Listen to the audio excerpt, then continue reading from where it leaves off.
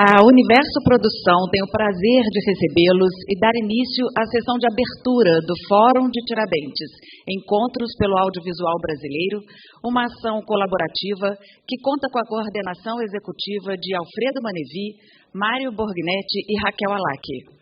O Fórum é uma iniciativa da 26ª Mostra de Cinema de Tiradentes, que promove o encontro de profissionais do audiovisual brasileiro para revisitar, discutir e propor recomendações para o fortalecimento do setor, oferecer subsídios para o desenho de novas políticas públicas.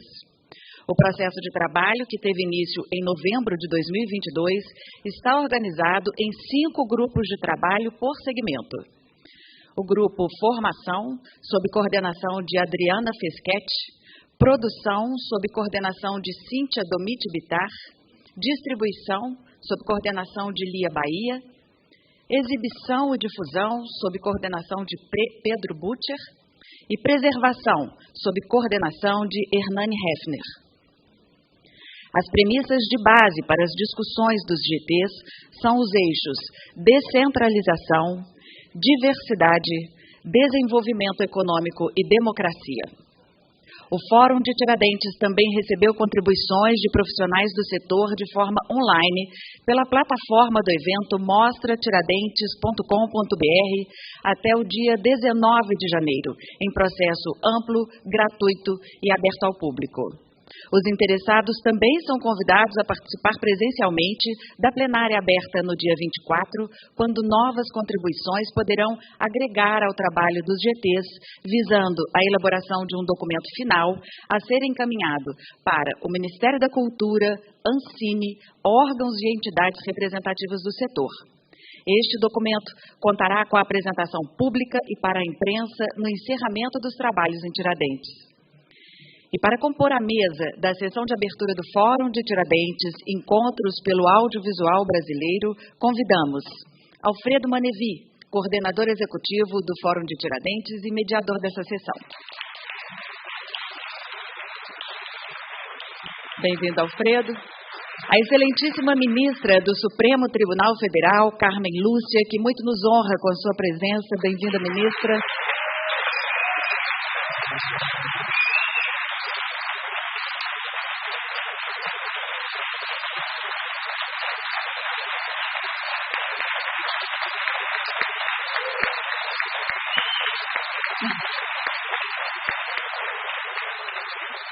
Marcos Souza, secretário nacional de Direitos Autorais e Intelectuais, representando a ministra da Cultura, Margarete Menezes.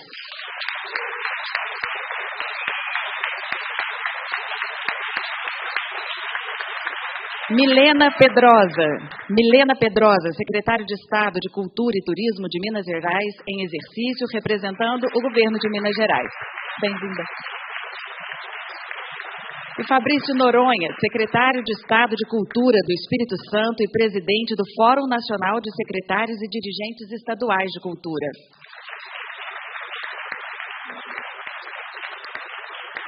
Joelma Gonzaga, secretária nacional de Audiovisual do Ministério da Cultura.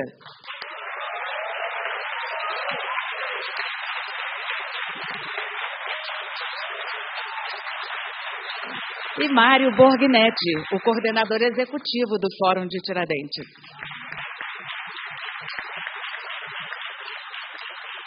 A 26ª Mostra de Cinema de Tiradentes conta com a Lei Federal de Incentivo à Cultura, a Lei Estadual de Incentivo à Cultura, o patrocínio Master do Instituto Cultural Vale e o patrocínio da CBM, Itaú, CSN, Cedro Mineração, Cimento Nacional, CEMIG e Governo de Minas. Parceria cultural da FEComércio MG, SESC, SENAC, Casa da Mostra e Instituto Cultural Vale. A realização é da Universo Produção, Cultura e Turismo, Governo de Minas Gerais, Ministério da Cultura, Governo Federal, União e Reconstrução. Essa sessão será gravada e disponibilizada na plataforma do evento mostratiradentes.com.br. E para a mensagem de boas-vindas, em nome da Mostra de Cinema de Tiradentes e todos os integrantes do Fórum de Tiradentes, convidamos o coordenador executivo do Fórum de Tiradentes, Mário Borgnetti.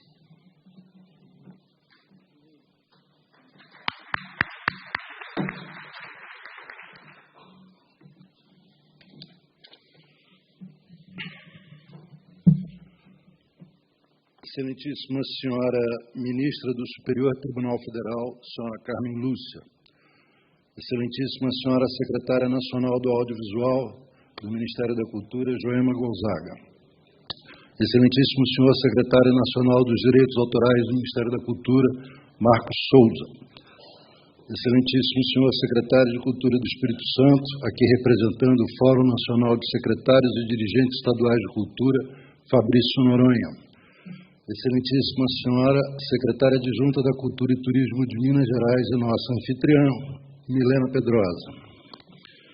É com grande entusiasmo que chegamos a essa sessão de abertura da etapa conclusiva do Fórum de Tiradentes. Vossas presenças engrandecem esse evento e reafirmam a importância da cultura e do audiovisual para o país como espaço de valorização do nosso patrimônio simbólico.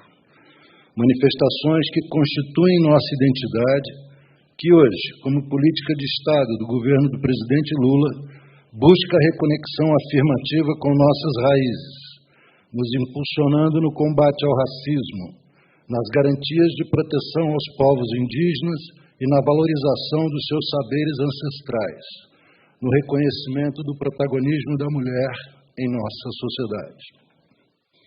O fortalecimento da cultura e do audiovisual nos afasta da barbárie e da doença do fascismo e realimenta o encantamento da alma brasileira, a magia de nossa personalidade que nos destaca no cenário das nações. Ao mesmo tempo, o audiovisual brasileiro se afirma como um importante agente econômico, gerador de emprego e renda para o nosso povo, oferecendo em sua cadeia produtiva mais de 300 mil postos de trabalho numa atividade de baixo impacto ambiental, sendo responsável por cerca de 2% do produto interno bruto. Essas potencialidades, entretanto, são exercidas hoje num quadro ameaçador de desequilíbrio. As complexidades inerentes a uma atividade permanentemente impactada pelas transformações tecnológicas e que é exercida num ambiente econômico global, disputado verticalmente por grandes grupos transnacionais, somaram-se nos últimos anos os efeitos devastadores da pandemia do Covid-19 e a ação nefasta de um governo federal que considerava a cultura como um inimigo a ser batido. Hoje, com a eleição do presidente Luiz Inácio Lula da Silva e a nomeação da ministra Margarete Menezes e sua equipe na reinstalação do Ministério da Cultura, vivemos um clima de expectativa e esperança, de ver fortalecida a democracia em nosso país, de ver um novo ciclo de revitalização da cultura, de ver um novo ciclo positivo para o audiovisual brasileiro. Na intenção de contribuir com esse processo, nos desafiamos a realizar esse fórum.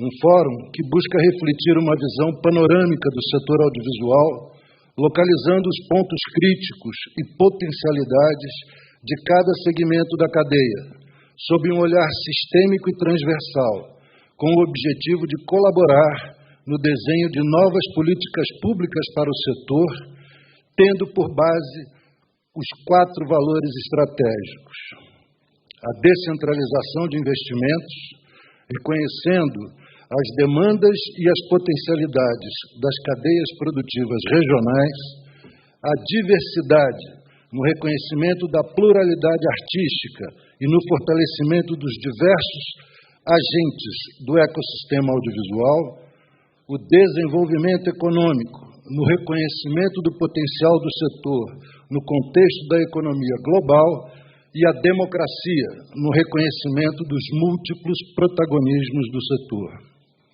O desafio foi prontamente acolhido por um grupo de mais de 50 profissionais com atuação nos diversos campos da atividade audiovisual que, de forma voluntária e generosa, se reuniram em grupos de trabalho para produzir reflexões e recomendações sobre os temas centrais dos campos da preservação, da formação, da produção, da distribuição e da difusão do audiovisual. Processo esse que chega à sua etapa conclusiva nos próximos dias. Para concluir essa saudação, gostaria de agradecer o grupo de coordenação do Fórum.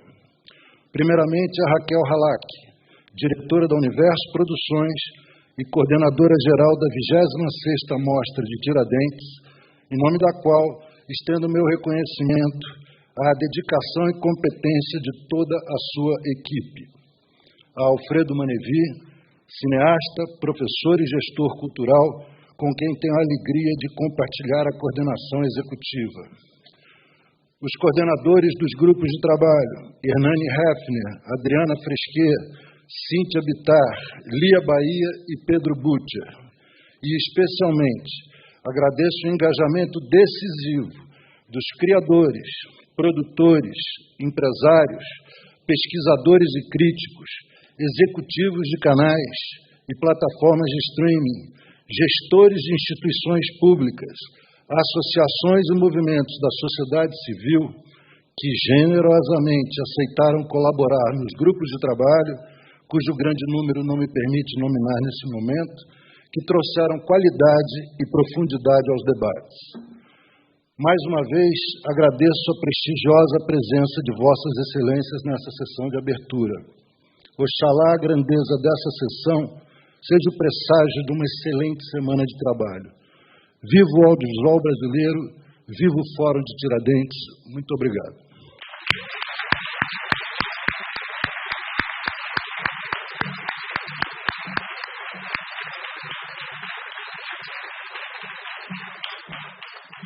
A sessão de abertura abordará temas relativos à nova institucionalidade do Ministério da Cultura, os marcos referenciais para o estabelecimento de programas e políticas públicas de fortalecimento da cultura e do audiovisual e o reconhecimento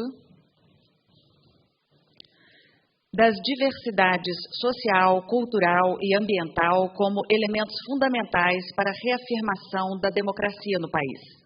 Neste momento, convidamos para proferir sua mensagem a excelentíssima ministra do Supremo Tribunal Federal, Carmen Lúcia, abordando o tema central, direitos culturais na Constituição como exercício e proteção da cidadania.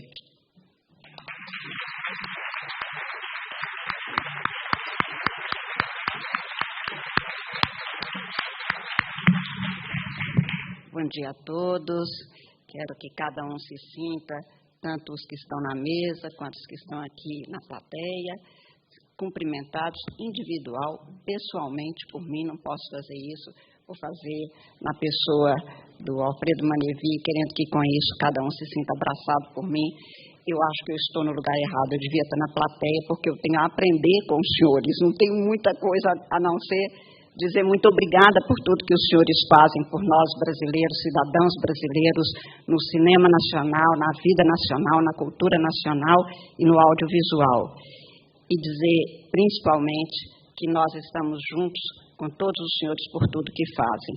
Digo que deveria estar aí, porque eu sou muito resultado de uma cultura, sou do norte de Minas, fui uma menina do norte de Minas, acho que ainda tenho grande parte do que sou exatamente ali, em que tudo que dizia respeito a cinema era um encantamento que ainda se projeta hoje para além das telas, que já não existe quase mais nas cidades, nas grandes cidades. Mas eu sou exatamente uma mulher, hoje quase centenária, eu diria, de um mundo que até já acabou naquele tempo. E eu tenho quase que uma pena de ver que os meus sobrinhos netos não podem se preparar e vestir uma roupa nova para ir ao cinema, a matinê. Imagina de que tempo sou eu, que ia em matinê aos domingos esperando por isso no Paládio, no Patê, em todos os cinemas que se projetaram. Eu canso de me lembrar que eu sei o primeiro filme que eu fui, tinha um pouco menos de 7 anos de idade, levada em Montes Claros, no Cine Fátima, e os cinemas daquele tempo eram realmente um espetáculo que encantava o dia, não apenas na hora que acontecia, mas vários dias a gente esperava o dia de ir ao cinema, ia ao cinema, e depois ainda sonhava com isso. E eu, quando digo que penso que todo mundo deveria ter esse direito de um dia se preparar para ir, porque nós humanos somos formados e nos fortalecemos na nossa humanidade e no nosso diferencial de outros seres vivos, mas não humanos. Nisto, a gente tem a espera, que é decorrente de um sonho, depois a gente realiza e depois a gente frui disso. Um circo, e quando eu lembro dos circos que chegavam em Espinosa, era assim um grande acontecimento, a gente ficava dias esperando chegar. Depois que chegava, a gente ainda tinha que ver se tinha nota boa para poder o pai e a mãe deixarem ao circo. Quando ia, que eram aquelas coisinhas que hoje eu sei, um pouco pobrinhas, quando chegava em Espinosa já era o fim da linha, literalmente. Mas para nós era um encanto que durava semanas, a gente lembrando daquela bailarina, com seu gendado quase todo já perfurado e tudo mais, mas que na nossa imaginação não era isso. Eu me lembro de uma determinada ocasião, a minha irmã, que é um ano mais nova que eu, resolveu fugir com o circo. E aí foi um sucesso na família. Ela dizia, não, você é bailarina. Eu consigo andar e dançar como ela. Havia tudo isso na vida da gente e que se perdeu. E hoje eu vejo que os meus sobrinhos chegam e eles estão no telefone, ligam o som e ligam a televisão. Eles não veem, não percebem o que estão falando. O que não é nada demais, considerando que muitos se assentam à mesa, ligam a televisão e conversam ao telefone e não sabem o que estão comendo. Então, se você não pensa no que põe no seu corpo, por que pensaria o que está pondo no seu pensamento e na sua alma? O cinema e o audiovisual, como a arte, é o que salva a humanidade, é o que nos salva de nós mesmos, é a nossa salvação. O artista, eu dizia 2 semanas atrás para Caetano Veloso, numa conversa, eu dizia, Caetano, o artista é aquele a quem Deus tocou para que nós fôssemos igualmente tocados por extensão. É preciso que todo mundo saiba disso, não apenas estados, governantes, mas cada cidadão saiba disso. Muito mais numa república que precisa de se republicanizar culturalmente, como nós temos que fazer. Acho que andamos um tanto na república, mas não nos direitos culturais. Continuam quebrando cinemas, desfazendo cinemas, rifando cinemas a preço de nada, como se fossem coisas de alguém especificamente. São coisas de todos nós. São bens que, dizia Kant, as coisas têm um preço, uma dignidade. A arte tem uma dignidade. Nós apressamos a sua produção, nós precisamos dos recursos para a produção, pelo modelo de sociedade que nós adotamos. Mas é preciso que a gente saiba sempre que esta capacidade que tem a arte de fazer com que a gente transforme o mundo em benefício da nossa dignificação é que levou, no final da Segunda Guerra Mundial, em 1948, aos autores, incluído aí o Brasil, que foi um dos redatores, da Declaração dos Direitos do Homem, da ONU, a pôr nos artigos 22 e 25 e 27, expressamente, o direito que todo ser humano tem a produzir e ter acesso aos bens culturais da humanidade como uma possibilidade de dignificação. E a gente sempre fala na arte, nos direitos culturais, como, para nós do direito constitucional especificamente, para nós do direito, com a ideia de liberdade. Eu tenho trabalhado e votado, inclusive, e já antes disso, como advogada, que a arte é talvez o único espaço e a única possibilidade que o ser humano recebeu para que a gente não tenha apenas o compromisso com a liberdade, mas com a libertação. E esta é a grande transformação da Constituição Brasileira de 1988. É a primeira Constituição, e direitos culturais bem previstos desde a Constituição de 1934 no Brasil.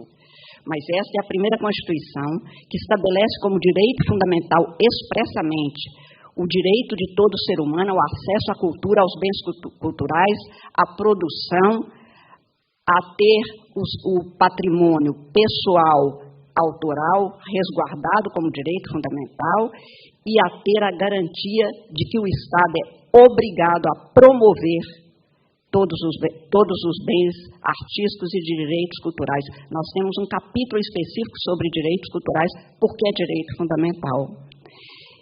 Isso significa que, quando o Estado age, e claro que a opção por políticas públicas é dos governantes, daqueles que foram eleitos, mas que, ao estabelecer qualquer política, ele não pode, em nenhum momento, porque seria inconstitucional, desfazer as possibilidades de garantir a produção cultural e o acesso de todos à produção cultural. E é exatamente pela cultura que transforma o mundo, e quando eu digo que o compromisso dos direitos culturais não são apenas com a liberdade, já não seria pouco, mas a liberdade é um conceito estático. Alguém tem e é livre. Mas nós temos que trabalhar com a ideia de libertação, de uma ação em benefício das liberdades que se conquistam mais e mais o tempo todo, porque é este, eu acho, o destino do ser humano. Se você pensar que o bebê ali no berço, o pai deixa ali, não tem problema nenhum. O limite é dele mesmo. E ele um dia resolve que ele consegue descer do berço e desce, mas não pode sair do quarto. Ele sai do quarto e vai até a sala, mas não pode sair de casa. Ele destranca a porta, vai ficar na porta, não pode atravessar a rua. E a gente vive de estender limites, de ampliar as nossas possibilidades humanas com a gente mesmo e com o outro. Um dia a gente atravessa a rua, e atravessa a cidade, e atravessa o mundo, e atravessa a vida. E é isso exatamente o processo libertador que nos liberta, inclusive, do que foi e que não deveria ter sido, no caso brasileiro, uma sociedade de tantas humanidades, mas de tantas desumanidades como nós temos, com relação a nós mulheres, aos negros, aos indígenas, aos deficientes. Nós somos uma sociedade de muitas chagas sociais para serem providas. Nós fomos invisibilizados, não invisíveis, porque invisíveis não somos, mas fomos invisibilizados historicamente, e é exatamente a arte que desvela esse véu, que abre essa cortina, como já temos na Aquarela do Brasil. Abre a cortina do passado. Quem faz isso é a arte. Ali era a música, mas é a arte de toda forma, que nos liberta e faz com que a gente se lembre para poder esquecer em paz. É neste sentido que a Constituição brasileira garante os direitos culturais e que faz com que a arte no Brasil, que tem muitos problemas, mas eu digo, com a arte não tem. Por isso é que tentam tamponá-la. E isto é antidemocrático, antirrepublicano, contrário aos direitos fundamentais, negar a arte, impedir a produção, a divulgação, a possibilidade de nós crescermos e podermos ajudar a humanidade, fazendo, como dizia Darcy Ribeiro, deste um país que seja uma nova Roma com todas as possibilidades que a história não deu, é exatamente entregue aos senhores que criam arte, que produzem arte, que divulgam a arte e que, por isso, possibilitam que a gente tenha uma melhor humanidade. Eu não tenho nenhuma dúvida que o que os senhores fazem, por isso é que eu aqui deveria estar sentada a escutar os senhores, que o que os senhores fazem é uma forma de atuar em benefício da libertação do ser humano e principalmente de uma sociedade com muitas peias e muitos débitos, que é de todos nós. Não é apenas de algum governo, ou de um governo, ou deste governo apenas, ou do que vier depois. É preciso que situações como essa, estamos na 26ª Mostra de Arte, dizia a Raquel, repito aqui de público, eu tenho orgulho de ser mineira, entre outras coisas, porque sei que Tiradentes existe, não apenas o Tiradentes histórico, que também seria uma forma de a gente pensar a liberdade para todos e não apenas provincianamente, apenas para aqueles que eram os chamados conjurados, mas Tiradentes cidade que acolhe, como Minas Gerais já acolheu, o de melhor. Se houve Joaquim Silvério dos Reis, a humanidade é assim. Tem Tiradentes, tem Joaquim Silvério dos Reis. Você escolhe qual é a sua parte. A nossa é de Tiradentes. Dessa Tiradentes da 26ª Mostra de Arte do Cinema, de um cinema que de Humberto Mauro até agora continua a ser muito a Minas Gerais que nos orgulha e que todos os senhores nos orgulham tanto. Queria deixar aqui no final a minha mensagem de, mais uma vez, os melhores votos de que seja um período que daqui a 26 anos continue, muito mais e sempre, mas lembrar que a Constituição brasileira não estabelece apenas os direitos, mas estabelece no artigo 3º, depois de anunciar como princípio direito de todo mundo à dignidade humana, no artigo 1º, que é o objetivo da República Federativa do Brasil, construir uma sociedade livre, justa e solidária. Eu não vejo possibilidade dessa construção ser feita, e isto não é de um governo que atua contra a liberdade, a justiça e a solidariedade é inconstitucional. Eu não vejo possibilidade de a gente fazer essa construção no Brasil sem que a arte esteja em primeiro lugar a nos ajudar a esse processo de libertação e de igualação. Tenho certeza que nós, cidadãos brasileiros, estamos com os senhores, porque juntos somos muito mais. Muito obrigada.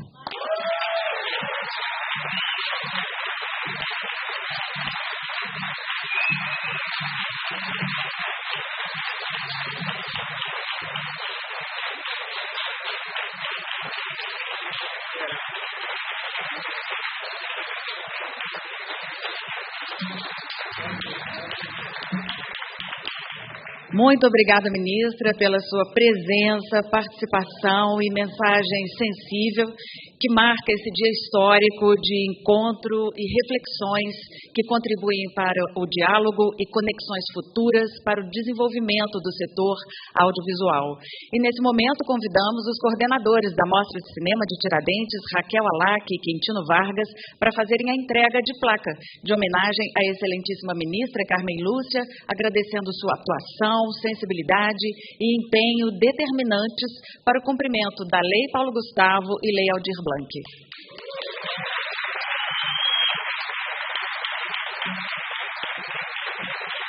Tá vendo?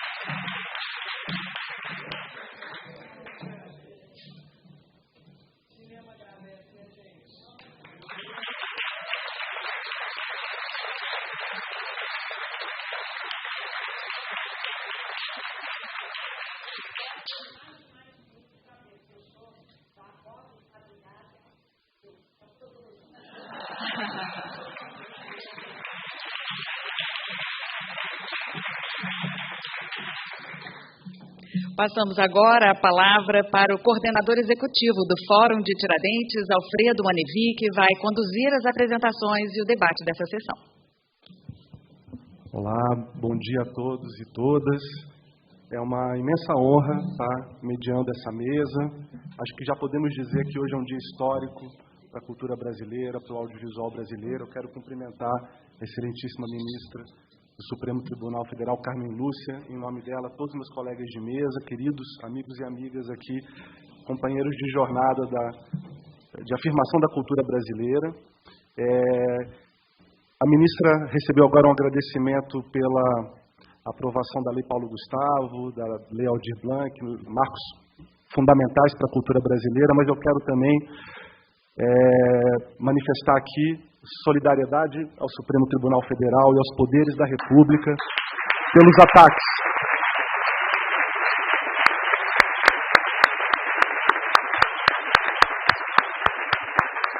Pelos bárbaros ataques que sofreram, mas agradecer também pela importância do Supremo Tribunal Federal na defesa da democracia brasileira, na defesa dos valores democráticos, e a gente sai desse processo mais forte, e com a certeza de que a democracia brasileira não perecerá. Então, obrigado, ministra. E trataremos nessa mesa exatamente dessa relação entre cultura e democracia.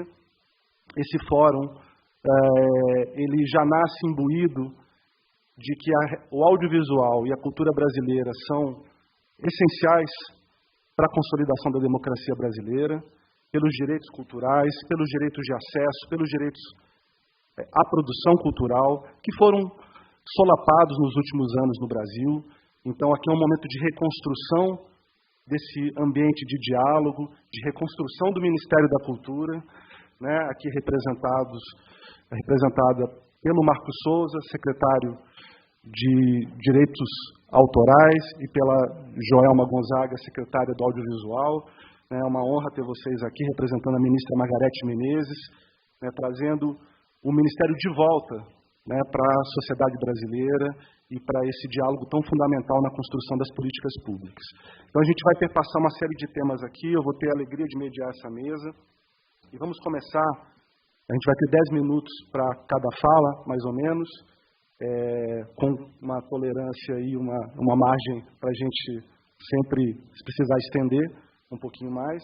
Mas eu queria começar passando a palavra para a Milena Pedrosa, secretário de Estado da Cultura e Turismo de Minas Gerais, em exercício, que está aqui representando o governo do Estado de Minas Gerais. Então, Milena, por favor, é contigo.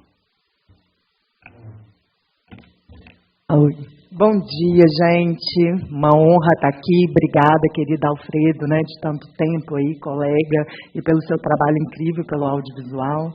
Ministra, que palestra linda, que coração quentinho que você deixa a gente, desse entendimento tão importante, gente, da cultura, de como ela tem esse poder transformador social e econômico para a gente. Então, é uma honra te escutar. Então, colegas Marcos e Joelma, desejo aí essa reconstrução linda, brilhante, cheia de esperança e que a gente possa seguir juntos, fortalecendo não só o audiovisual, mas toda a nossa arte, tudo que a gente tem de importante nesse estado bonito que é Minas Gerais. Fabrício querido, uma honra estar com você sempre, para a gente juntos, todos os secretários de Estado, de Cultura desse Brasil bonito, poder juntos construir, porque eu só acredito nesse poder do coletivo mesmo. Mário querido, a gente já está trocando várias figurinhas aqui, já pedi apoio, ajuda para a gente continuar nessa construção aqui de Minas Gerais. Bom, gente, agradeço a todos aqui vocês, dou as boas-vindas pelo governo de Minas, por essa Minas Gerais acolhedora, bonita, artística, cultural, potente, negra e todos os outros adjetivos que a gente pode colocar nesse nosso estado bonito, Agradeço aqui, a gente está aqui com alguns representantes nossos que eu faço questão de falar, o Gustavo Mencino, que é o nosso presidente da Empresa Mineira de Comunicação, que é um dos locais que a gente faz as nossas políticas do audiovisual, e a Flávia, que conduz essa nossa política, assessora lá na Empresa Mineira de Comunicação. Eu apresento vocês aqui porque é muito importante que esse diálogo aconteça, e a Ariane, que é a nossa vice-presidente do nosso Conselho Estadual de Políticas Culturais, Ariane? Agradeço você, e também representante dos nossos 853 municípios. Gente, essa Minas Gerais, eu vou te contar um negócio para você, não é fácil não. Eliane está aqui, já foi secretária de Estado de Cultura, hoje secretária municipal de Belo Horizonte, Eliane, a gente segue junto, Portela também, agradeço vocês, pela parceria de sempre. Eu falo que essa Minas Gerais, gente, é difícil demais, e essa política de descentralizar, Mário, que você tão bem falou, está sempre no nosso escopo da gente municipalizar. Inclusive, Alfredo, eu sugiro que no próximo fórum a gente possa trazer um pouco da nossa rede de gestores que a gente tem hoje, municipais, Ariane? Uma rede de gestores super potente, que a gente possa discutir mesmo essa descentralização com os municípios. A gente tem feito isso em Minas Gerais de uma forma grande, não é fácil, Eu tenho rodado muito, porque não adianta ficar sentado, Eliane? Você também rodou muito lá na cidade administrativa. Só ano passado eu rodei quase 45 mil quilômetros em Minas Gerais. Também é chão, viu, gente? Eu vou te contar um negócio. Um dia eu estava no Vale de Jequitinhonha, que é maravilhoso, perto do seu norte, maravilhoso, ministra? E o pessoal falou assim, Milena, você podia vir aqui para o Salto da Divisa? Eu estava lá em Tamarandiba. Eu falei, claro! Achei que era 30 minutos. Gente, 10 horas de viagem. Eu falei, gente, não vai dar, não. Então, para a gente pensar um pouco de como essas barreiras são complexas. Mas falando um pouco das políticas de audiovisual, acho fundamental esse fórum, porque a gente precisa mesmo da sociedade civil, desse olhar carinhoso, dessa troca, dessa construção coletiva.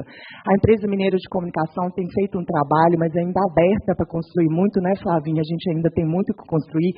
Já falei aqui com a Joelma, Joelma? Da gente juntos, pensando nessas políticas. Mas a gente tem aí várias ações, e aí também agradeço o Guilherme Fiuza, estava ali, eu não sei se ele está ainda, que a gente também está sempre construindo juntos pelo Sindab, mas a gente tem algumas políticas como descentralizar mesmo a programação da Rede Minas. A gente tem feito aí registros das festas populares, das culturas populares e tradicionais, trazendo o interior para a Rede Minas. A gente vai fazer agora uma curadoria compartilhada para a gente cada vez mais ampliar o conteúdo da Empresa Mineira de Comunicação, Gustavo? Eu acho fundamental. Hoje a gente tem mais ou menos 10% da nossa programação regionalizada de Minas Gerais, e nossa ideia é aumentar isso para, no mínimo, 30, Gu? Eu acho que a gente pode até aumentar mais, depois a gente tem que discutir isso em fórum coletivo, mas isso é fundamental. A gente tem hoje uma plataforma de streaming, que é o MC Play, que ela é também fundamental nessa política de descentralização do nosso conteúdo. Eu acho que a MC Play, ela é bebê, né, gente? A gente lançou ela no ano passado, mas eu acho que ela tem que ser usada de uma maneira forte e potente. Entre outras questões, eu acho fundamental a gente também discutir muito, porque a gente sabe a dificuldade da formação, então isso está muito nas nossas políticas, né? A gente tem uma parceria também muito grande com o SEBRAE, que eu acho que é parceiro de quase todos aí os estados, porque a gente tem hoje um observatório do turismo e a gente tem poucos dados para a gente mostrar o impacto que isso tem na nossa economia, o impacto dessa cadeia, como o Mário disse, limpa, bonita.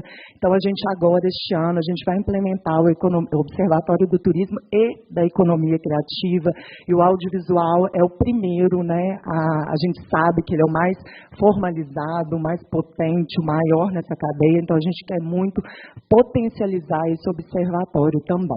Bom, aqui eu estou falando algumas questões, mas eu acho que a gente ainda tem muito a construir, como, por exemplo, a gente tem uma parceria com a nossa Secretaria de Desenvolvimento Econômico para fortalecer os arranjos produtivos locais dos APLs, né? Que hoje a gente tem um ali na Zona da Mata, mas que a gente precisa ainda potencializar. A gente fez uma pesquisa, na verdade, teve uma pesquisa de demanda ano passado, que foi feita junto com a Contato, o SEBRAE, com o apoio da CEMIG, que já deu um pouco do panorama, né, Portela? Você deve conhecer bem isso aí, de acordo com o seu know-how no tema, mas eu acho que a gente ainda precisa expandir mais esses estudos, colocar ainda mais essa potência para descentralizar mesmo essas questões. Bom, gente, eu não vou gastar muito mais o tempo, vou deixar o Alfredo colocar para todos, que eu acho que o debate aqui vai ser muito grande, como a ministra disse, eu prefiro escutar, estar aí com vocês e a gente construir dessa maneira coletiva. Então, como governo de Minas, agradeço, estamos sempre à disposição nessa construção, e também a Paulo Gustavo, né, Eliane? Esqueci de falar que a gente criou um grande fórum setorial nesse sentido, com vários representantes. Semana que vem, a gente já fez algumas discussões na semana passada. Na semana que vem, a Ariane já me cobrou, gente, já fica no meu pé o dia inteiro, né, Riri? E aí a gente já vai fazer uma nova, viu, Gustavo? A gente já tem que fazer uma nova reunião aí, que tem mais de 10 pessoas partícipes desse processo. Na Lab, muita coisa deu certo, né? Potencializando as mostras dos festivais, a gente está vendo a potência que tem essa mostra de Tiradentes, então a gente quer potencializar isso, mas existem outros, por exemplo, projetos que deram muito certo na Lab, como, por exemplo, o edital da cidadania que a gente fez, que foi muito bacana. A Mônica Trigo até contribuiu, não sei se ela está aqui agora, aqui dentro, eu a vi lá fora, né? E então a gente tem muitas boas práticas e muitas questões também a avançar. Eu acho que esse fórum é fundamental para a gente fortalecer essa ideia de coletivo, e eu conto com todos daqui que estão tanto na mesa quanto na plateia. Muito obrigada, gente.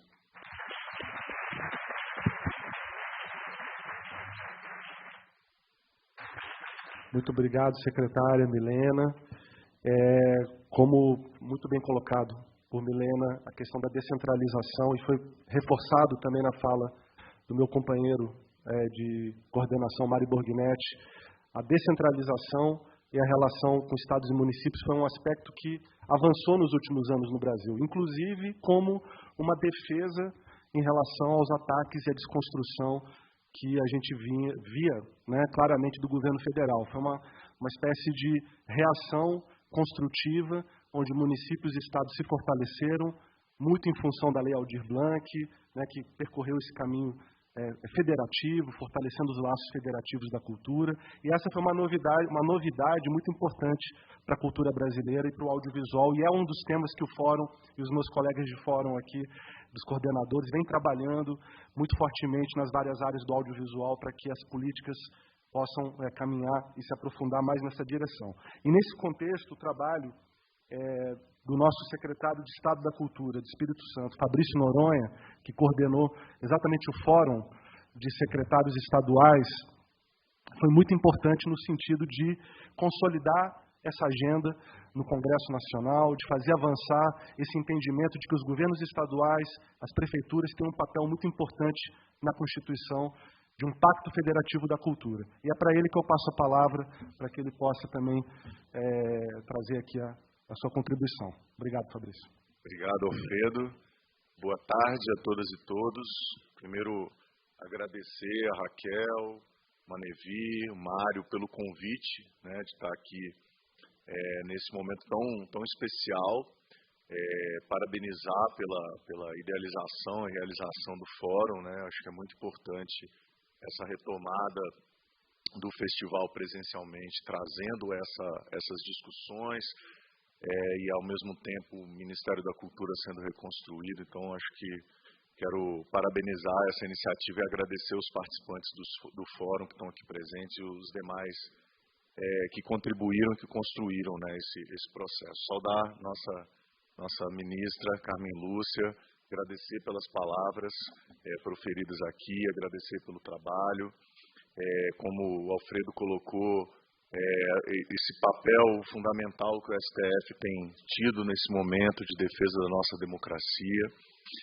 Agradecer pelas contribuições fundamentais para a Lei Paulo Gustavo e Lei Aldir Blanc, no momento final ali do governo anterior, que estava atacando de todas as formas que podia para que a gente não conseguisse realizar, e a partir de uma decisão da nossa ministra, nós temos, né, a Lei Paulo Gustavo e a Lei Aldir Blanc II agora ativas e num horizonte para a gente discutir e se aprofundar nesse pacto federativo tão importante. Muito obrigado, ministro. Saudar, né, os convidados, Joelma, nossa secretária do Audiovisual, nosso querido Marcos Souza, que está aqui, que já tem contribuído bastante com a nossa cultura e agora assume, né, a Secretaria Nacional de Direitos Autorais. Eu mando meu abraço para a ministra Margarete, através dos dois.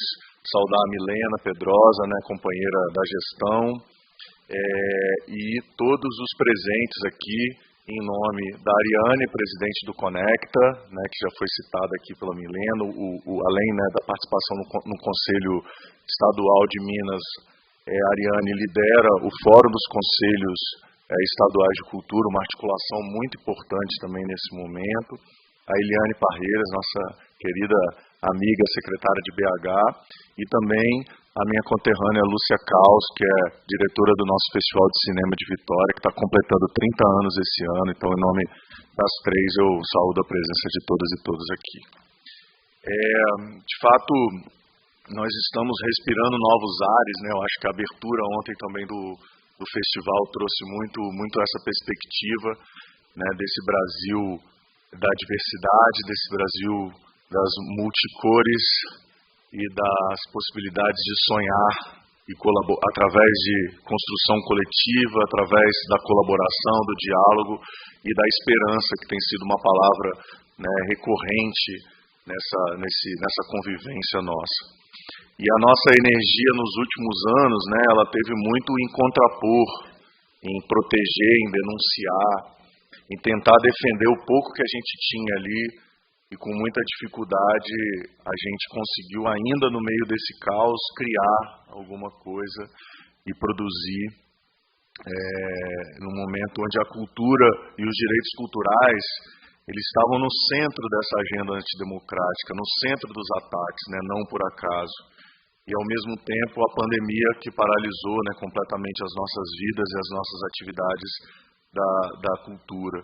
E um dos caminhos encontrados naquele momento, no meio desse turbilhão, né, da pandemia e do pandemônio, foi ancorar as políticas da cultura numa lógica federativa, né, como o Alfredo comentou agora, uma espécie de resposta, né, a essa inoperância, e que já naquele momento pôde garantir a execução a partir de uma construção coletiva, a partir da participação dos fóruns, dos festivais, dos conselhos de cultura, dos coletivos, das entidades, aí que nasce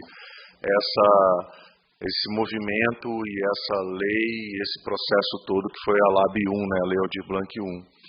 E, ainda bem, esse foi só o começo, né, dessa história, uma história que, na minha opinião, não tem mais volta para as políticas de cultura, que é esse caminho do federalismo cultural, um exercício desse sistema nacional que precisa ser aperfeiçoado, mas que foi testado, que teve muito sucesso.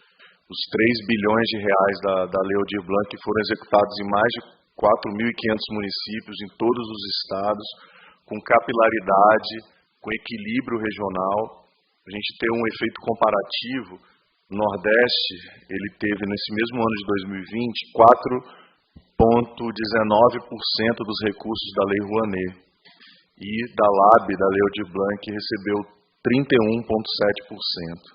O Sudeste, e aí sobretudo São Paulo e Rio de Janeiro, 77,7% dos recursos da Rouanet. E na Lei Aldir Blanc, 35,6%.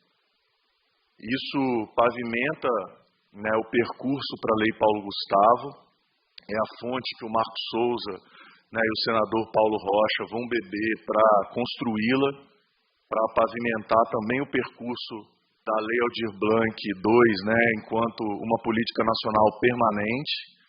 E segundo dados do Observatório da Economia Criativa da Bahia, ministra, 63% dos contemplados da Lei Aldir Blanc II nunca tinham sido beneficiados por uma política pública. Foi a primeira vez que a política de cultura chegou para muita gente, e por isso é um caminho sem volta, um caminho do acesso, um caminho da ativação desse Brasil profundo, do fortalecimento das gestões municipais, a gente começar a pensar em consórcios de municípios para que eles se estruturem coletivamente e se fortaleçam. Hoje, as duas leis elas representam uma parcela considerável do orçamento federal, supera e muito a Lei Rouanet, ou seja, está nesse processo coletivo do governo federal com os entes, o desafio dessa implementação, que não é um desafio fácil, e é preciso também que a gente consiga que essa lógica do equilíbrio distributivo, essa lógica da parceria entre os entes, ela possa contaminar as políticas de cultura de todo o Ministério. Eu acho que as falas da ministra vão muito nesse sentido, a ministra Margarete, os comitês de cultura, o fortalecimento dos arranjos regionais da Ancine, muito importantes, né, nesse processo, os pontos de cultura, essa lógica territorial também nos arranjos e nas políticas setoriais, e, por fim, na própria Lei Rouanet, né, que a gente defendeu nesses últimos anos com unhas e dentes aí dos ataques surreais, com muita fake news que esse processo, que essa lei recebeu, mas a gente sabe que ela tem muito que melhorar. Ontem eu soube também da criação dentro do Ministério da Cultura de uma diretoria especialmente ligada a essa relação com estados e municípios para auxiliar nesse processo da implementação das leis, mas também para articular. E conversei brevemente com o novo diretor. Esse é um caminho muito importante e com toda a força e o impacto dessas leis, como eu disse, um caminho sem volta. E essa é a pauta prioritária do nosso Fórum Nacional de Secretários e Dirigentes Estaduais de Cultura, qual, né, estou na presidência. Dia 7 nós teremos uma agenda com a ministra Margarete em Brasília, onde a gente também apresenta para a ministra um mapeamento que nós estamos realizando das políticas estaduais. Nesse momento, os gestores, né, e suas equipes estão respondendo um questionário, um mapeamento do nosso fórum que será apresentado para a ministra.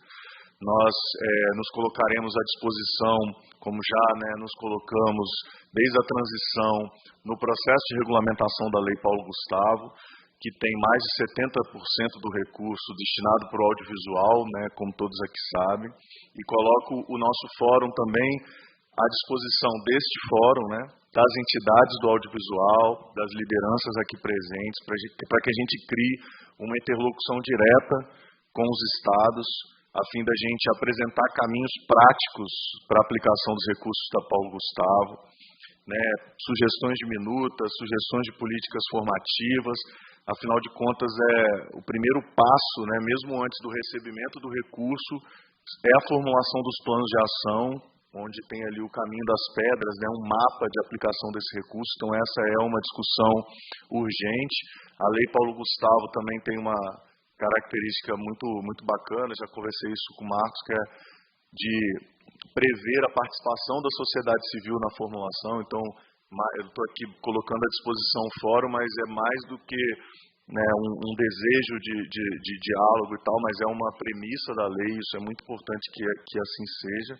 Então, novamente, parabenizo o fórum, o Festival Tiradentes, pela proposta de debate, de abrir esse calendário de debates aqui no festival. Acredito que os festivais que tiveram um papel de resistência, de resiliência nesses anos que vivemos agora, a exemplo desse fórum, podem ter o papel de formular, um papel de serem agentes dessa construção, desses futuros possíveis aí para a cultura, em diálogo com o Ministério, com as estruturas estaduais e municipais, para que a gente pense e sonhe a cultura no Brasil novamente. Muito obrigado.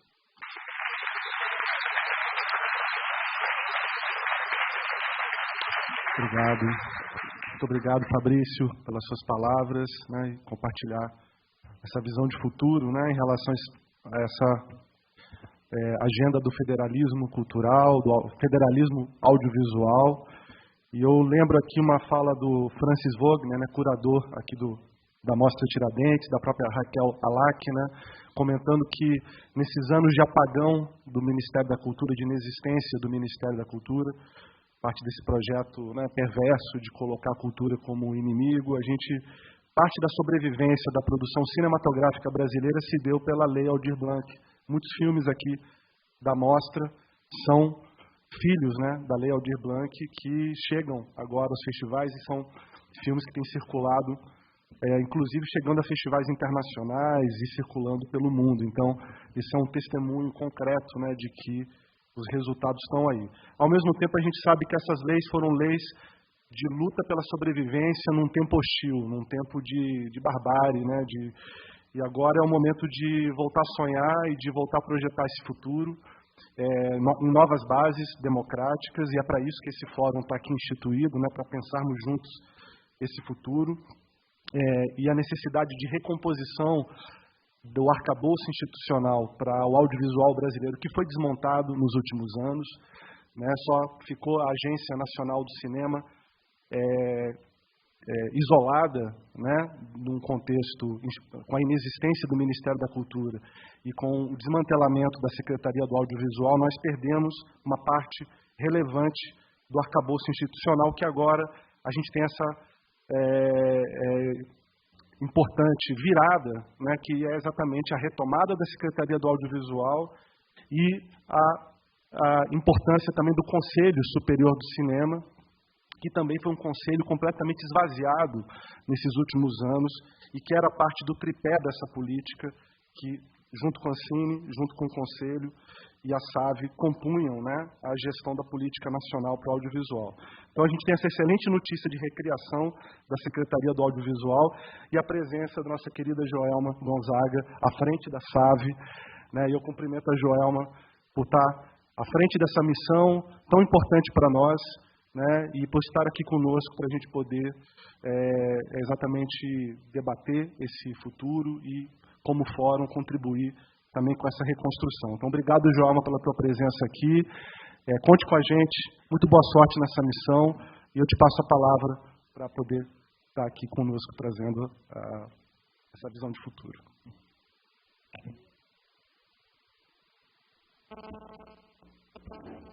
Oi? Bom dia, gente. Alfredo, obrigada pelas palavras. Eu estou bastante emocionada de estar aqui, nesse contexto de renovação e de esperança e de um novo Brasil. Ministra, fiquei muito impactada por suas palavras. Obrigada.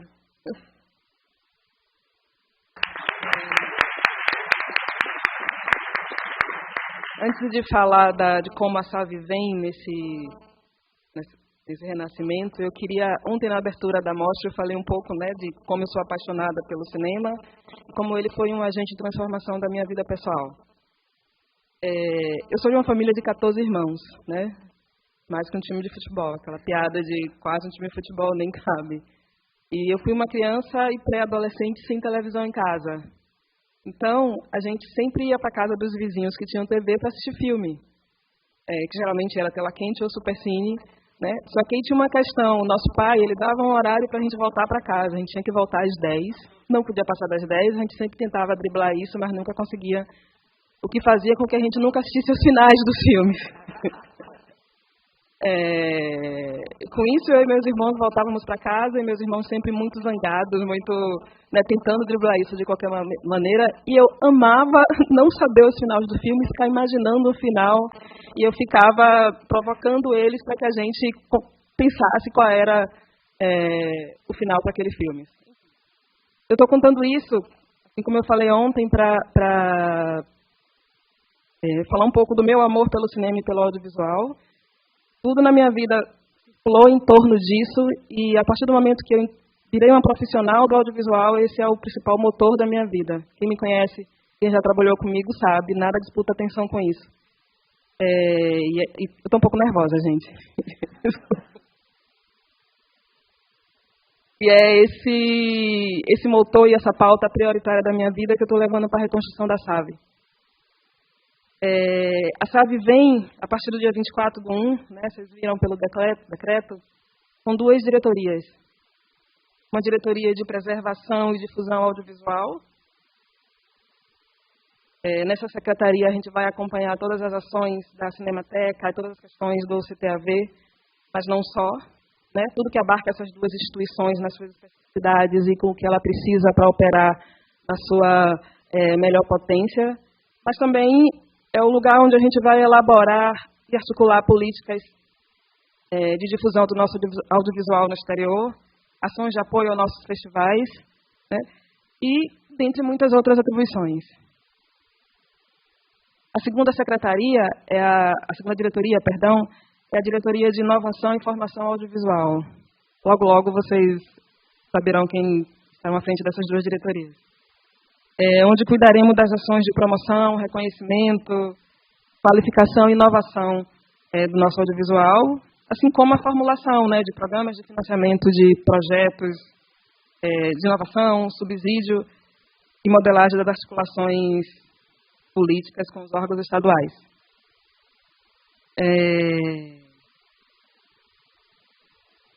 Neste momento, né, como eu falei, pelo decreto, a SAVE volta no dia 24, mas a gente já está num primeiro momento de levantar toda a estrutura, corpo técnico, e eu tomando pé de todo o diagnóstico que foi levantado pelo grupo de transição, pelas pessoas que sobreviveram na secretaria. E o cenário é de terra arrasada, como a gente sabe, né? Temos muito trabalho a fazer. E eu penso que nesses primeiros 3 meses, na verdade eu acho que nos primeiros 6 meses, eu preciso muito ouvir todos vocês, o setor, né, toda a cadeia, para que a gente possa construir junto, pensar nesse plano macro da SAVE e trazer a SAVE de volta como um papel institucional de potencializador do nosso audiovisual, né, que ela inexistiu nesses últimos 6 anos. Né, a partir de semana que vem, a gente já tem uma agenda permanente com a Ancine, né, para criar sinergias de construção, de desenvolvimento do audiovisual, enfim, a SAVE vai ter um protagonismo nessas políticas, nessas discussões, nesse novo pensamento, e eu já comecei a construir com o Alex Braga, e a partir da semana que vem a gente tem uma agenda permanente para pautar todas as questões, discutir e começar a elaborar nossos planos de trabalho. Bom, e como eu disse, eu comecei falando de amor por isso, né? Porque eu transformei esse amor em força de trabalho e de inspiração. Gente, desculpa, estou muito nervosa.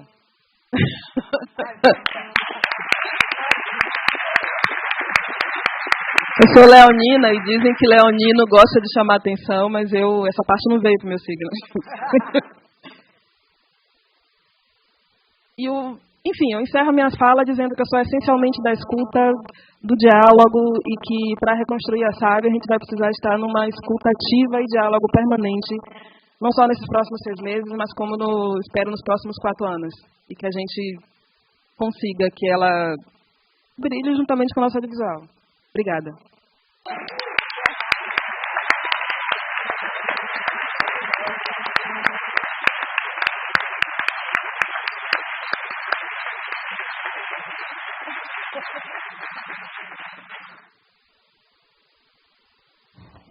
Obrigado, Joelma. Sinta-se em casa aqui. A gente está muito feliz com a tua presença e essa vontade de diálogo, abertura para a escuta, né, que você traz como isso é uma ruptura com tudo que a gente viu nesses últimos 5 anos de omissão, desprezo, né? Então a gente está muito feliz com esse encontro, né? É um momento de reconstrução, né, onde todos nós temos que reaprender também a reconstruir essas pontes e voltar a viver num ambiente democrático, né? Eu acho que esse é a alegria desse momento. Obrigado, Joelma. E eu, antes de passar a palavra para o Marcos Souza, secretário nacional dos Direitos Autorais e Intelectuais, comentar que um dos outros eixos, né, da reflexão aqui do fórum, que o Mário Borghinetti falou no início e também perpassou a fala já aqui, as falas que me antecederam, trata da questão da economia da cultura, né?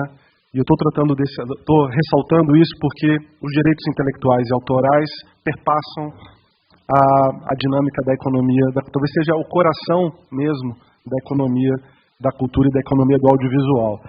E como foi muito bem ressaltado aqui em falas, esse mercado, o Brasil é o 5º mercado do mundo de audiovisual como mercado de consumo, porém, nos últimos anos a gente viu, do ponto de vista da produção, da regulação e do desenvolvimento desse mercado, o país abandonado, entregue como mero mercado de consumo, mas não com a sua soberania, com a sua capacidade já comprovada de produzir imagens, narrativas, de fazer avançar essa agenda. Então, a questão da economia e da regulação dessa economia, que eu sei que é um tema caro, né, na reflexão dos direitos autorais e do trabalho que o Marcos já vem fazendo há muitos anos, é um assunto que certamente será muito presente no fórum, já está presente e vai desembocar em propostas, né, e trazer a questão da regulação dessa economia tão poderosa, tão importante, que vem sendo no Brasil uma terra de ninguém, né? E não é por acaso. Ser uma terra de ninguém interessa àqueles que ocupam esse mercado e predam esse mercado, tirando do Brasil a oportunidade de desenvolver de maneira justa, né, e equânime o mercado audiovisual. Então esse é um tema que eu acho que agora a gente tem a oportunidade de voltar a trazer para a pauta depois de anos de omissão e abandono desse assunto por parte do governo federal. Então, trazendo esse assunto à tona, eu passo a palavra aqui para o Marcos Souza. Obrigado, Alfredo. Alfredo é um velho amigo. Eu sempre que encontro Alfredo, eu fico muito contente de ver assim como que as nossas trajetórias seguiram adiante e hoje em dia a gente está aqui, né, Alfredo? Alfredo foi meu chefe, gente. E a gente tinha um diálogo muito frutífero, né? Foi um período muito interessante lá atrás, na gestão do Gilberto Gil e nas primeiras gestões do ministro Juca Ferreira. Eu queria cumprimentar os integrantes da mesa na pessoa da ministra Carmen Lúcia, e eu queria chamar a atenção para uma coisa que ela disse na sua fala, que parece ser simples, banal, mas não é.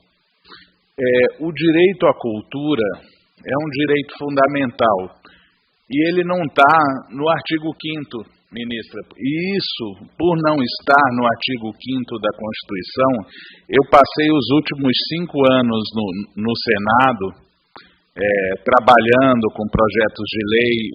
Eu era, vamos dizer assim, o setorialista da cultura na liderança do PT no Senado, e sempre que a gente debatia, seja com o governo passado, seja com outros parlamentares, a gente tinha sempre que falar que o direito à cultura é um direito fundamental, e ouvia do outro lado falando, mas ele não está no artigo 5º.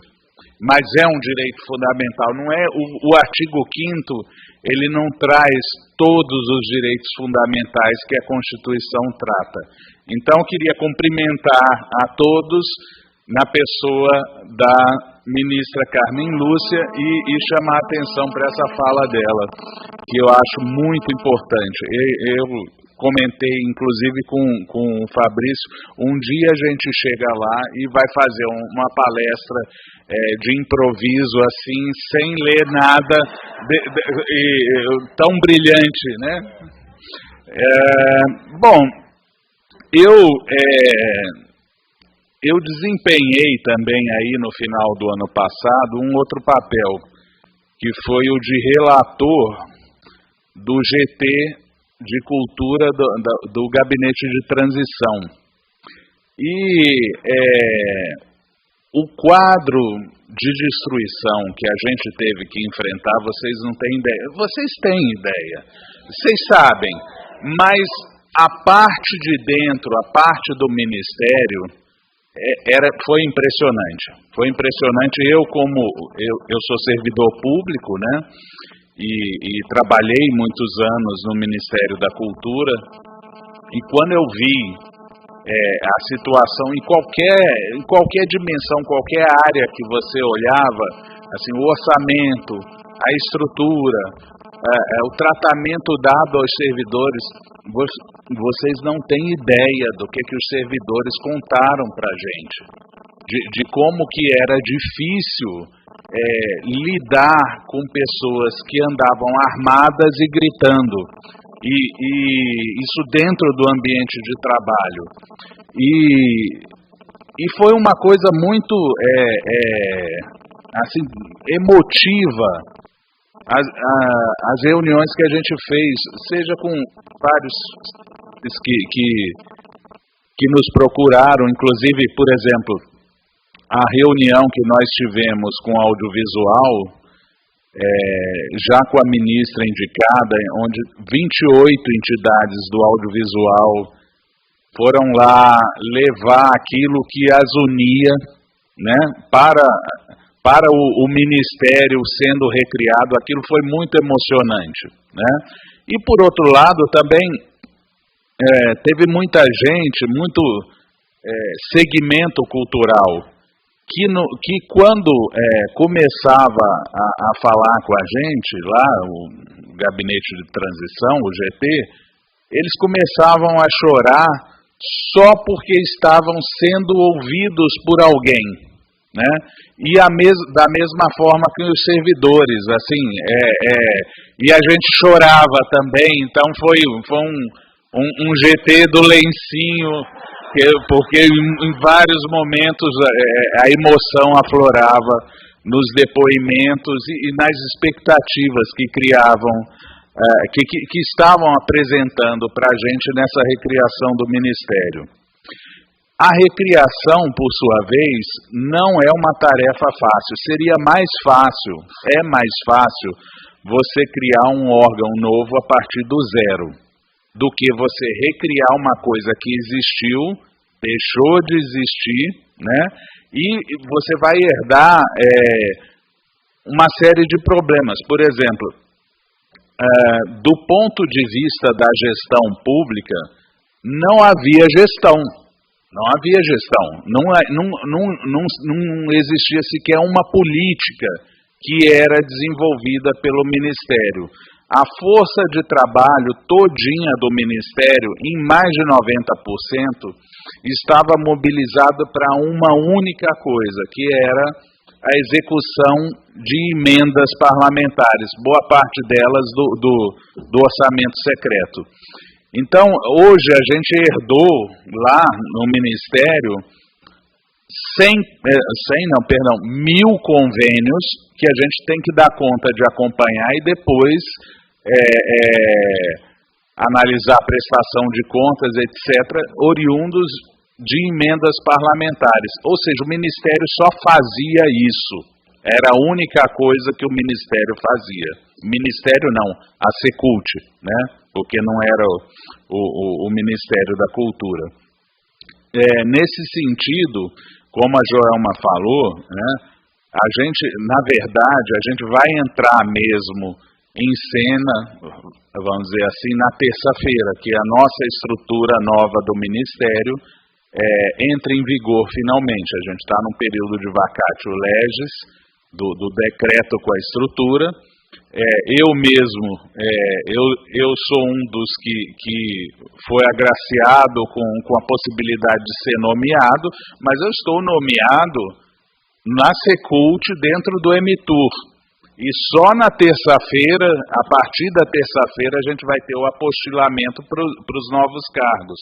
Joelma ainda não está nomeada e vários secretários também não, porque são secretários da nova estrutura. Mas ainda assim a gente está trabalhando pesado lá no Ministério e sem, vamos dizer, maiores delongas, eu vou começar falando sobre a Lei Paulo Gustavo. Eu acho que há uma grande expectativa, né, em torno de o que vamos fazer com a Lei Paulo Gustavo. É bom que se diga, né, que a origem dela foi a restituição ao setor cultural dos recursos que o governo passado estava tentando utilizar para amortização da dívida pública, que nem amortizava, na verdade, piorava, o que fazia era piorar o perfil da dívida pública do país, porque trocava títulos de longo prazo por títulos de curto e curtíssimo prazo, enfim, com juros muito mais altos, enfim, a lógica econômica da coisa era sem sentido e pior, no caso do audiovisual, de constitucionalidade duvidosa, para dizer o mínimo, ministra, porque o fundo setorial do audiovisual, ele vamos dizer, alimentado, abastecido com uma CID e como nós sabemos, a Condecine, né, essa CID, as CIDs, elas devem ser destinadas às políticas para as quais elas foram criadas. E se pegar recursos de uma CID a partir do superávit financeiro que ela gerava, ou seja, o recurso não utilizado ano a ano, né, seja por causa do contingenciamento, seja pela não execução, e pegar esse recurso e depois utilizar para abatimento da dívida pública, era uma coisa, eu como setorialista da cultura lá na liderança, era escandaloso para mim. E aquilo moveu, né, com a ajuda de muita gente, que eu vou até citar algumas pessoas que estão aqui presentes nesse auditório, que lutaram muito por essa lei, né? Mas foi aquilo que moveu a apresentação do PL da Lei Paulo Gustavo, que o senador Paulo Rocha teve, então, a sensibilidade, eu expliquei para ele qual era o problema, e isso foi também com uma traição, vamos dizer assim, de acordos feitos pelo governo passado com a oposição, que se avançou sobre o superávit financeiro do Fundo Nacional de Cultura e do Fundo Setorial do Audiovisual, e foi por isso que nós apresentamos, então, esse PL. E é um PL, ontem, depois do discurso mais breve que eu já fiz, mas que causou mais impacto que eu tive na minha experiência pessoal, no jantar, conversando com as pessoas, eu tive tanta satisfação vinham as pessoas agradecer, olha, o meu segmento está sendo atendido pela Lei Paulo Gustavo, a distribuição, um serviço de VOD independente, enfim, vários segmentos, e eu ficava pensando, nossa, que legal, né? Mas, na verdade, o mérito disso foi o diálogo, porque eu fiz quase 200 reuniões recolhendo subsídios, sugestões, aprimoramentos, e resultou numa coisa que parece que vai ser bem bacana, né? E eu quero agradecer também, ministra, pela sua atuação, porque foi fundamental. Eu não perdi a esperança em nenhum momento, mas a gente teve que trabalhar até o dia 31 de dezembro do ano passado para garantir que esses recursos estivessem ali assegurados para vocês, para o setor cultural e, como a ministra disse, a arte, a cultura é uma coisa que enriquece a todos, não é só um benefício para vocês, é um benefício que vai retornar para a sociedade quando vocês produzirem e fizerem cada vez mais filmes, séries, obras audiovisuais em geral. Bom, dito isso, eu acho que uma primeira coisa que estamos discutindo, e é bom que todos saibam, a gente ainda está avaliando a viabilidade jurídica disso, é utilizar, por exemplo, um banco público para a gente fazer a execução da Lei Paulo Gustavo. E por que isso? Porque no caso da LAB 1, da Lei Aldir Blanc,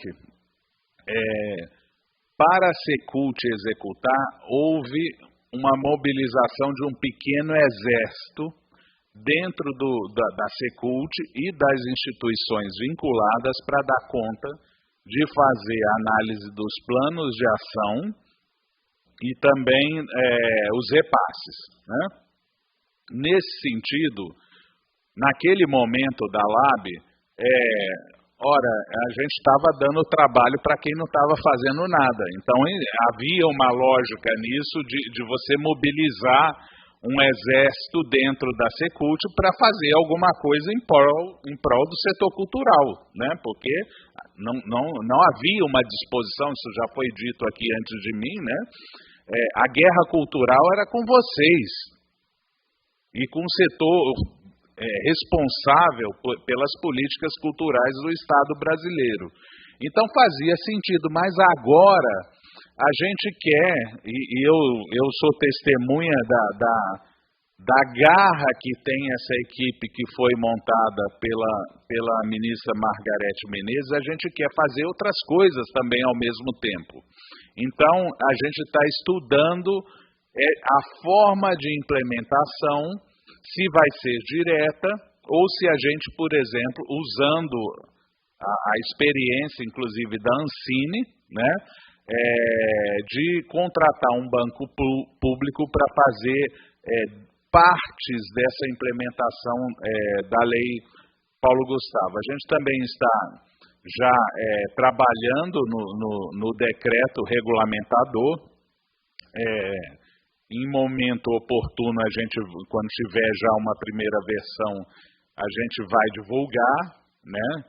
E a área econômica do governo sinalizou para a gente que em abril, provavelmente no começo de abril, os recursos dos restos a pagar, que é o caso da Lei Paulo Gustavo, vão estar disponíveis. Então a gente deve começar a abrir a plataforma Mais Brasil ainda aí, ou no final de fevereiro ou começo de março. Aí o Fabrício, ele falou, eu soube ontem, o Fabrício deu spoiler de uma das coisas que eu ia falar. Nós criamos um setor dentro da estrutura do Ministério, uma diretoria para fazer o acompanhamento dessas leis que fazem descentralização para os entes federados. É uma diretoria de assistência técnica a estados e municípios, onde nós vamos, ministra, oferecer inclusive as minutas de edital, fazer o acompanhamento, segurar na mão do gestor estadual e municipal e ajudar a executar a Lei Paulo Gustavo e depois a Lei Aldir Blanc 2 também, de uma forma em que também a gente possibilite guardar uma sinergia com as políticas do Ministério, porque assim a gente entende que a política cultural do Brasil vai ficar mais coesa, mais forte e, né, como vocês sabem, o Fabrício também falou, a maior parte dos recursos da Lei Paulo Gustavo vai para o audiovisual e é importante, e é mais difícil de executar, né? E é importante, então, que o Ministério mostre o caminho, principalmente para os pequenos municípios, da melhor forma de executar e que o recurso chegue efetivamente a quem tem que chegar, né? Nós temos várias linhas, há várias coisas, ministra, por exemplo, há uma linha para as salas de cinema, inclusive as salas dos municípios do interior, que estão fechadas, que muitas vezes necessitando de uma reforma, é possível, dentro da Lei Paulo Gustavo, fazer essas reformas e ampliar o nosso parque exibidor. Eu acho que isso vai ser importante, inclusive para gerar para ter novas gerações de pessoas como vocês, saindo do Brasil profundo, né, e produzindo filmes com esse olhar da nossa diversidade, que ao mesmo tempo que é uma coisa específica nossa, é também universal e é aquilo que o resto do mundo quer ver da gente também, né? Essa diretoria de assistência técnica a estados e municípios está dentro da secretaria dos comitês de cultura, e a gente também está trabalhando para que os comitês de cultura que vão existir em todos os estados, eles tenham um acompanhamento dessas leis, da Lei Paulo Gustavo, da Lei Aldir Blanc II, tem um papel de acompanhar também, assim como na mesma secretaria tem o Sistema Nacional de Cultura. Então, são coisas que a gente está trabalhando junto, ou seja, essas leis tendo uma aderência ao Sistema Nacional de Cultura e, ao mesmo tempo, guardando uma sinergia e dando um papel para os comitês de cultura no seu acompanhamento. Enfim, sobre a Paulo Gustavo, então a gente...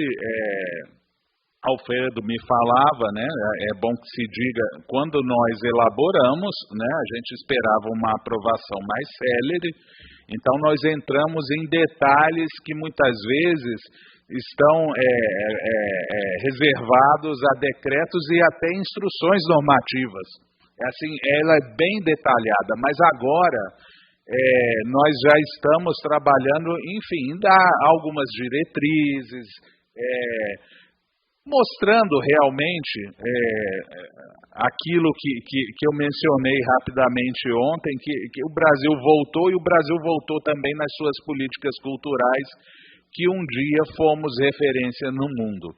Então a gente acha que essas leis e as outras políticas que serão tocadas pelo Ministério vão nos colocar e vai colocar a ministra Margarete Menezes num patamar de referência mundial. Eu torço para que isso aconteça, inclusive que a 27ª Mostra de Cinema de Tiradentes vai constar ali naquela parte de patrocínio da Lei Paulo Gustavo como...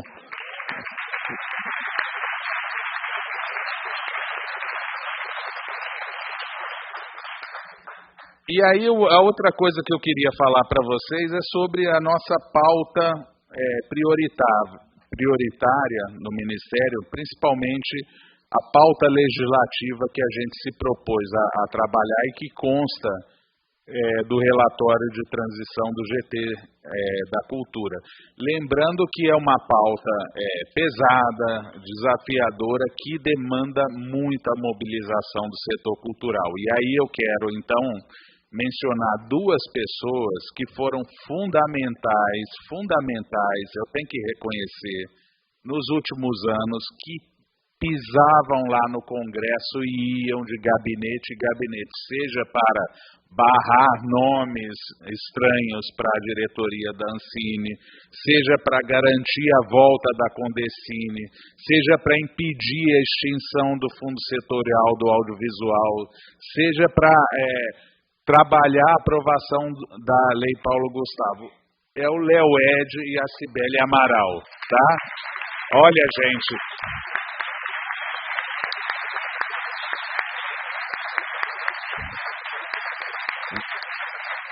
Vocês foram fundamentais. Todo o meu agradecimento, meu reconhecimento a vocês. Mas entrando na nossa pauta prioritária, a número 1 é o que nós chamamos do Marco Regulatório do Fomento Cultural. É o PL 3905, para quem não conhece, de 2021, da deputada Áurea Carolina, que é daqui de Minas, uma excelente parlamentar. Esse marco regulatório do fomento, ele basicamente tem como o seu fio condutor tratar a cultura dentro da sua especificidade e não como uma empreiteira, como algo que está fora completamente da realidade dos senhores e das senhoras, né? E do mundo cultural, porque é assim que tradicionalmente tem sido tratada a cultura, com a lei de licitações e outras regras do tipo, que geram situações kafkianas, como vocês muito bem sabem, né? Então, esse é um primeiro... se a gente aprova o marco regulatório do fomento rapidamente, vamos dizer, no primeiro semestre, isso vai facilitar e muito o trabalho do Ministério para todas as suas políticas. Bom, um segundo ponto, uma segunda pauta prioritária é a regulação do VOD, né, do vídeo por demanda. Nós temos 2 PLs tramitando no Congresso, um do deputado Paulo Teixeira e o outro do senador Humberto Costa, que eu tive o prazer de trabalhar nele, né? E nós queremos ver também, então, com a ajuda de vocês, vai precisar pisar, sim, no Congresso e tirar foto com político, porque o custo é esse, né? Para garantir algo que garanta a cota de produção do catálogo, o pagamento de Condecine pelas plataformas, a proeminência de obras nacionais e obras nacionais independentes que são, vamos dizer, permitidas pelos algoritmos, né? A obrigação de investimentos e a regulação dos contratos envolvendo propriedade intelectual das obras, né? Que não seja essa coisa de arrancar até a alma no contrato das produções nacionais. Uma outra pauta prioritária é a renovação da cota de tela da lei do SEAC, né, da TV paga, que vence esse ano, e também reativar as cotas de tela no cinema, né? A gente não pode ficar nessa situação de blockbusters ocupando mais de 90% das salas do circuito comercial. A gente tem que voltar com a nossa política de cota de tela no cinema. Entrando na minha área propriamente específica, eu estou me propondo a duas pautas que guardam relação com audiovisual. Uma é garantir os direitos de exibição pública, uma remuneração equitativa e justa, né, para diretores, roteiristas, atores e atrizes, produtores, né, pelo sistema de gestão coletiva de direitos autorais, né? Como vocês sabem, a parte musical, né, avançou bastante, há muitas décadas já recebem pela execução pública de obras musicais, e o audiovisual não. A Lei de Direito Autoral de 98, ela deixou fora essa possibilidade para o setor audiovisual recolher esses direitos. Então, eu me proponho, né, eu acho que isso tem que ser um PL só para isso, não tem que ter outros temas, e é uma briga que vai ser pesada e a gente precisa da ajuda de vocês. A outra questão é a regulação da remuneração no ambiente digital. Aí envolve música e envolve audiovisual. Como vocês sabem, até melhor do que eu, por direitos autorais no ambiente digital, nas plataformas, vocês não recebem nada. Na parte musical, há uma remuneração, mas ela é muito injusta. Os autores de obras musicais recebem 3% da arrecadação de uma plataforma. Os intérpretes, porque não há autor, mas há intérprete. A ministra Margarete, que é uma intérprete, ela não recebe nada. E os músicos também não. Então, é preciso uma redivisão das receitas, porque da forma que está muito injusto, e abrindo espaço também para os titulares das obras audiovisuais receberem uma remuneração justa pelo uso de suas obras pelas plataformas. Por fim, né, eu queria reiterar o que Joelma disse, que a gente aguarda ansiosamente o documento de vocês do fórum, né? Será muito bem recebido pelo Ministério, analisado e tocado adiante, porque é a partir do diálogo com o setor que a gente vê que consegue avançar. E eu tenho dito, né, por conta da Paulo Gustavo, por conta dos recursos que a Ancine vai injetar no setor, pelo próprio orçamento que o Ministério tem dedicado a isso, pela retomada da Condecine, eu acredito que 2023 será um ano de ouro para o audiovisual brasileiro. Eu acho que vai ser a retomada da retomada, viu, gente? Bora lá.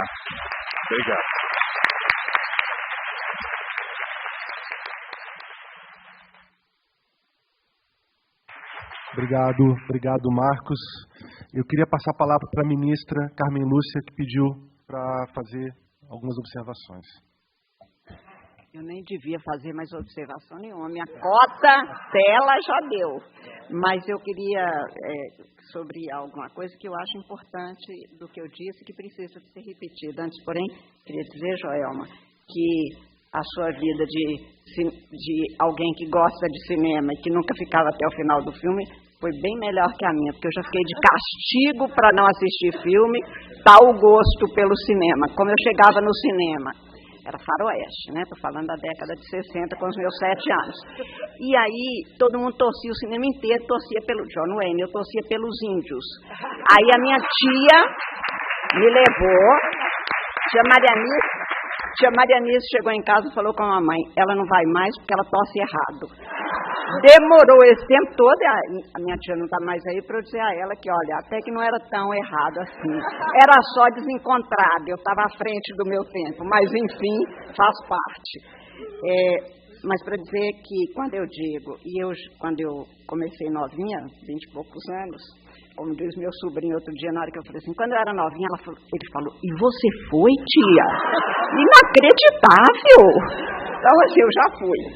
Quando eu comecei novinha a ser professora na PUC, eu sonhava do dia que todo brasileiro dizia assim, está aqui a Constituição, eu tenho direito constitucional, porque naquele período, pré-Constituição de 88, só nós do direito constitucional levávamos a sério a Constituição. Hoje, felizmente, todo brasileiro sabe, e isso foi realmente um avanço da Assembleia Constituinte 87-88, porque nós discutimos isso, todo mundo foi a público dizer que estava se elegendo a Assembleia Constituinte. Eu falo assim, eu acho ótimo que todo mundo saiba que existe, que queira cumprir e que tenha que cumprir, que exija o cumprimento. Só que outro dia eu entrei num táxi, eu ando muito de táxi, e ele me disse assim, Carmen, que ótimo te encontrar, que eu queria te dizer que você não entendeu nada da parte da Constituição sobre Previdência. Não? E aí eu perguntei, que bom, o senhor já leu a Constituição? Nem preciso, sei perfeitamente que você errou no seu voto. Então, para dizer que quando eu digo é direito fundamental, e não é verdade que não esteja no artigo 5º. Por quê? O artigo que uma vez Rodin estava fazendo a estátua de Vitor Hugo, que hoje está no Museu Rodin. E alguém teria entrado, assim ele conta, e disse, não parece, porque o nariz não é o do Vitor Hugo. E ele pediu para sair, depois refez, voltou, e a pessoa falou, não falei? Agora está perfeita, a figura do Vitor Hugo. Tinha que refazer o nariz. Ele falou, não, refiz o queixo. É que é um conjunto. Quando você olha, a Constituição não pode ser lida em tiras. O ministro Eros Grau, este grande brasileiro, hoje habitante de Tiradentes, ele cansou de escrever e repetir isso nos seus votos. Constituição não se interpreta em tiras, ninguém lê uma palavra solta, porque aí seria lacando o direito. Eu sei o que eu digo, não sei o que você escuta. É preciso uma técnica, e por isso que é técnico, mas eu acho ótimo que todo mundo leia e cumpra a Constituição. Mas está, sim, no artigo 5º. Primeiro, já decorreria do artigo 1º, é uma dignificação como está no artigo 22 da Declaração dos Direitos do Homem, que é aplicável também no Brasil. Aliás, o Brasil é um dos maiores fautores pelo Oswaldo Aranha daquele texto. E segundo, porque mesmo não sendo apenas no artigo 5º, mas ali tendo direito à liberdade, à igualdade, está expresso no artigo 5º da Constituição que os direitos previstos, os direitos e garantias expressos nessa Constituição não excluem outros decorrentes do regime e dos que, por ela adotados ou de tratados internacionais. Nós somos signatários do Tratado Internacional sobre Direitos Culturais, onde está expresso ser direito fundamental. Portanto, está no artigo 5º. Quem disse isso é parente do taxista. Sabe? Deve ser primo do taxista, deve ser um parente do taxista que conversaram ali, interpretaram a Constituição. Não está, tanto que em todos os votos do Supremo e na pauta do Supremo é direitos e garantias fundamentais, direitos culturais. Então está no artigo 5º, para a garantia de todos nós brasileiros e do gosto de ter a arte de vocês nas nossas casas.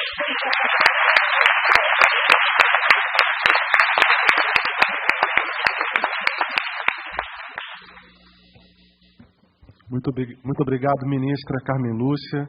Quero registrar aqui a presença da secretária de Cultura de Belo Horizonte, Eliane Parreiras, do secretário adjunto de Cultura de Belo Horizonte, Gabriel Portela, outras autoridades aqui presentes. Bom, acho que com a fala da ministra, acho que fecha com chave de ouro aqui a nossa mesa.